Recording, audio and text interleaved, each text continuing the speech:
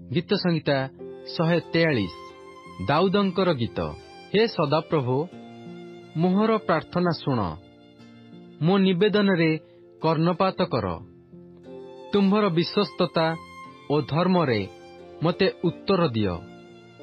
निज दास को विचार रे आण नहीं, कारण तुम्भ दृष्टि रे कौनसी जीवित मनुष्य धार्मिक होई पारिबो नहीं।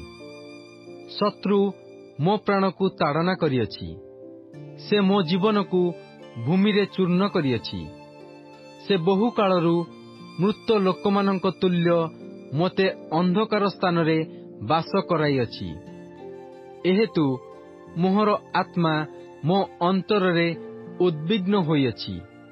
मो अंतर रे मोहर चित्त शून्य होइयछि। मु पूर्व कालर दिन सबु स्मरण करूअछि। मु तुम्भर कर्म सबु ध्यान करूअछि। मु तुम्भर हस्तकृत कर्म चिंता करूअछि। मु तुम्भ आड़े हस्त प्रसरुअछि। शुष्क भूमि तुल्य मो प्राण तुम्भ पई तृषित हेउअछि।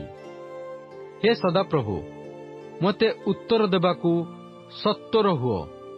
मोहर आत्मा क्षीण हेउअछि। मो ठारू आपणा मुख लुचाओ नहीं। केजाणी मु गर्तगामी मानंक तुल्य हेबी। प्रभातरे तुम्भर स्नेहपूर्ण करुणार कथा मते सुनाओ, कारण मु तुम्भठारे भरोसा रखे।